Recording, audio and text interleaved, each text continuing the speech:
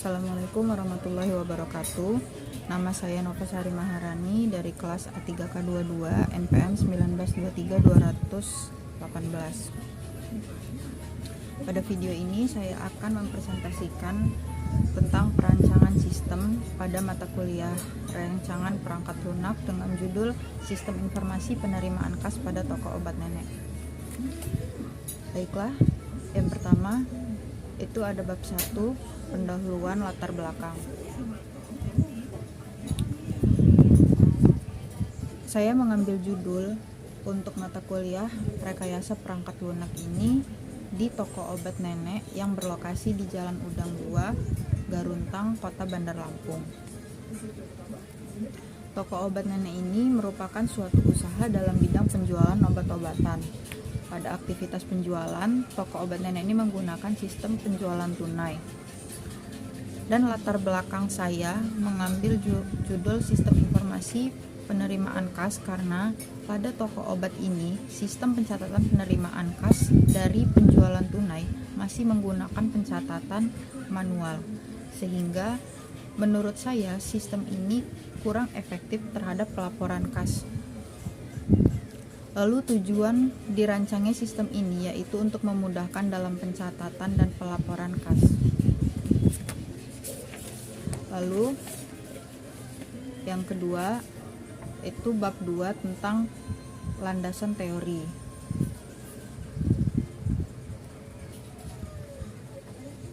Landasan teori ini di sini ada pengertian-pengertian, lalu saya langsung menjelaskan ke alat pengembangan dan metodologi penelitian.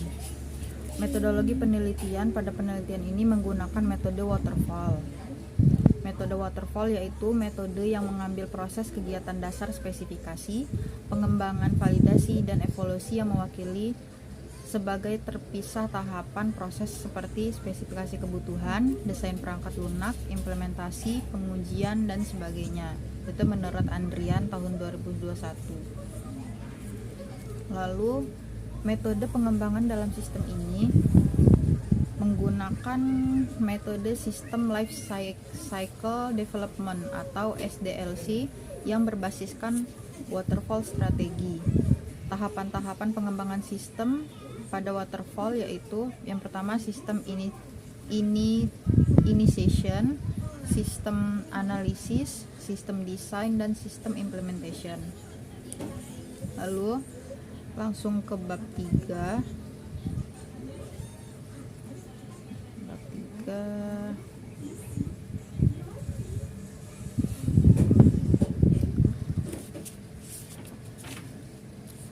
Bab 3 itu ada analisa dan perancangan. Yang pertama, analisa kebutuhan sistem. Analisa kebutuhan sistem dilakukan dengan pengumpulan data-data melalui wawancara, observasi langsung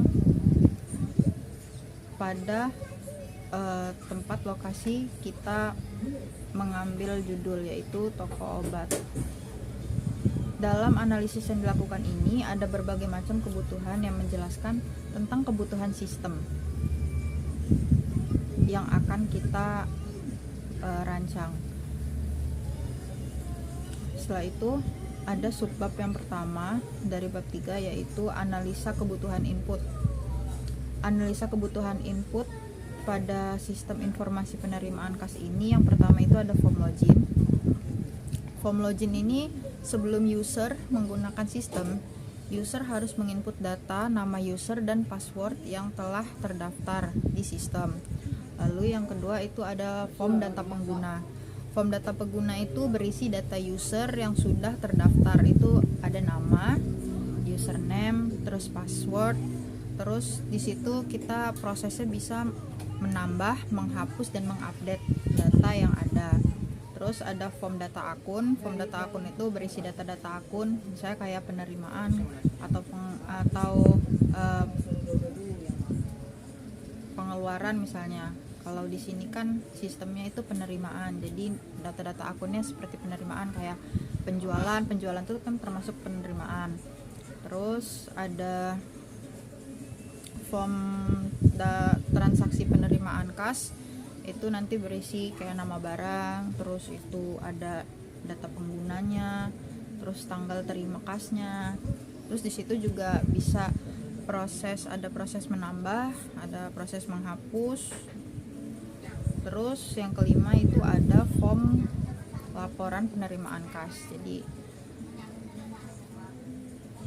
lalu yang kedua itu ada analisa kebutuhan output. Kebutuhan output dari sistem ini yaitu laporan transaksi penerimaan kas. Yang ketiga, analisa kebutuhan perangkat keras atau hardware. Kebutuhan perangkat keras pada sistem informasi yang kita bangun ini yaitu yang pertama ada monitor minimal 14 inch, terus ada prosesor Intel Core i3, yang ketiga itu minimal RAM 2 GB dan hard disk minimal 500 GB, ada keyboard dan mouse. Lalu yang keempat itu ada analisa kebutuhan perangkat lunak atau software. Kebutuhan perangkat lunak pada sistem informasi penerimaan kas yang kita buat pada saat ini yaitu yang pertama menggunakan sistem operasi Windows 7, terus database pengolahannya menggunakan MySQL dan Exam. Lalu yang keempat itu ada text editornya, kita menggunakan Notepad++.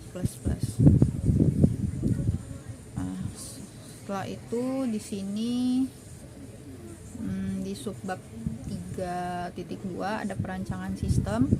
Di perancangan sistem yang pertama itu ada rancangan use case.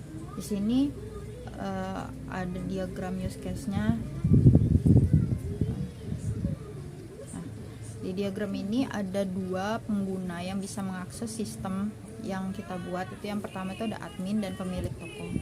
Kalau admin itu dia bisa melakukan login, menginput data pengguna yang tadi user, terus ada nama, passwordnya, terus dia bisa menginputkan data-data transaksi penerimaan kasnya, bisa membuat laporan penerimaan kas dan logout. Kalau pemilik toko itu dia bisa login, lalu dia bisa mengakses ke laporan penerimaan kas, lalu logout. Lalu subbab 3.2 itu ada rancangan kelas diagram. Ini ada rancangan kelas diagramnya.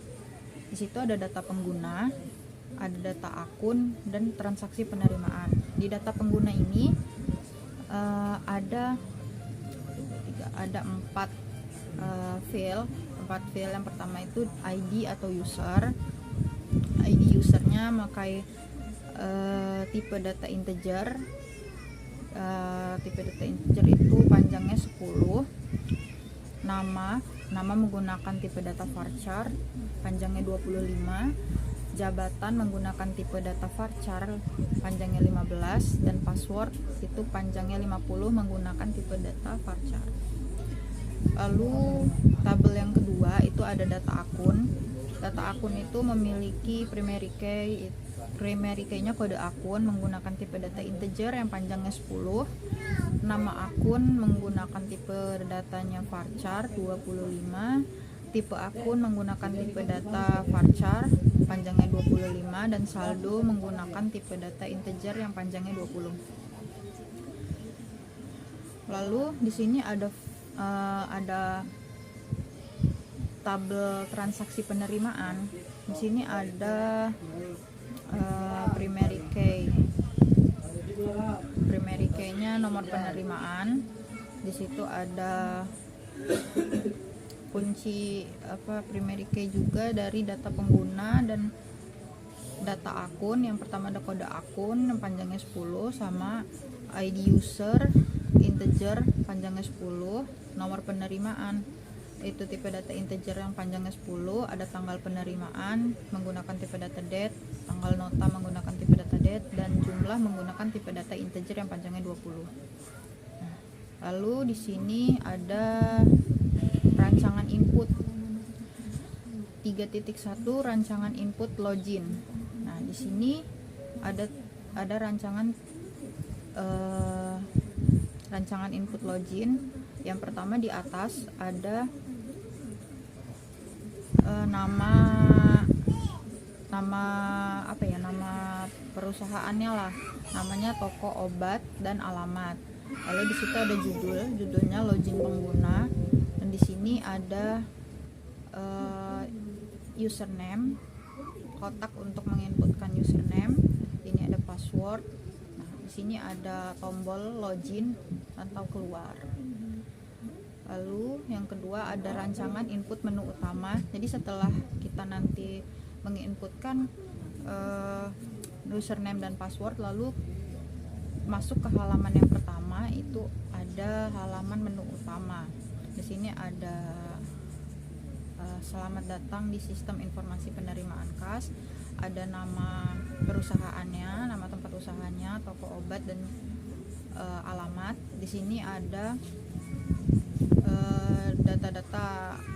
data yang pertama data akun, yang kedua ini data penerimaan kas, yang ini laporan. Di bawah di sini ada nama user dan jabatannya. Lalu yang ketiga ada rancangan input data akun.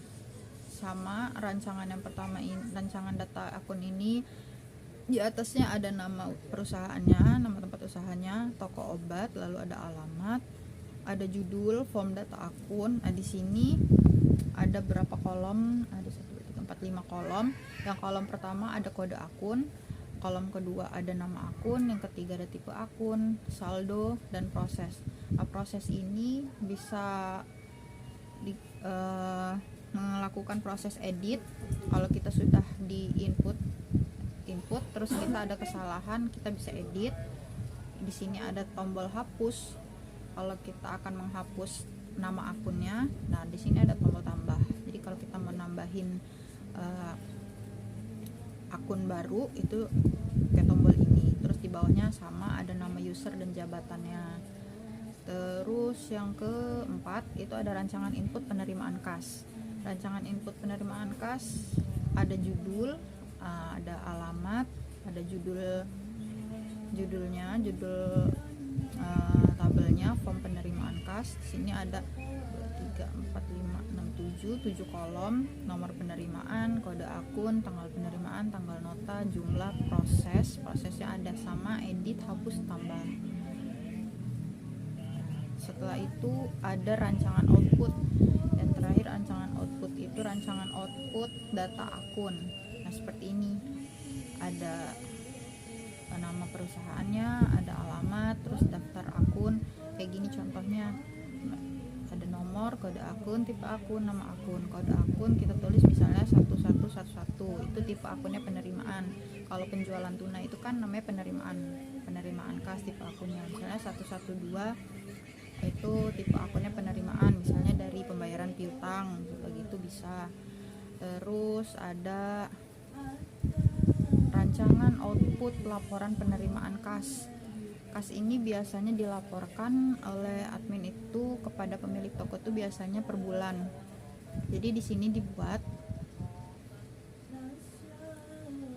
di sini laporan penerimaan kas per bulannya. Nanti ada kolom tuh 2, 3, 4, 5 kolom. Di sini ada tanggal penerimaan, tanggal nota, kode akunnya apa, dan jumlah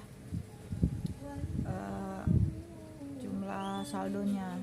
Di bawahnya ada tanda tangan mengetahui pimpinan dan penyetornya, misalnya admin. Yang terakhir daftar pustaka. Baiklah, sekian presentasi dari saya. Apabila ada salah kata saya mohon maaf. Saya akhiri, wabillahi taufiq wal hidayah. Wassalamualaikum warahmatullahi wabarakatuh.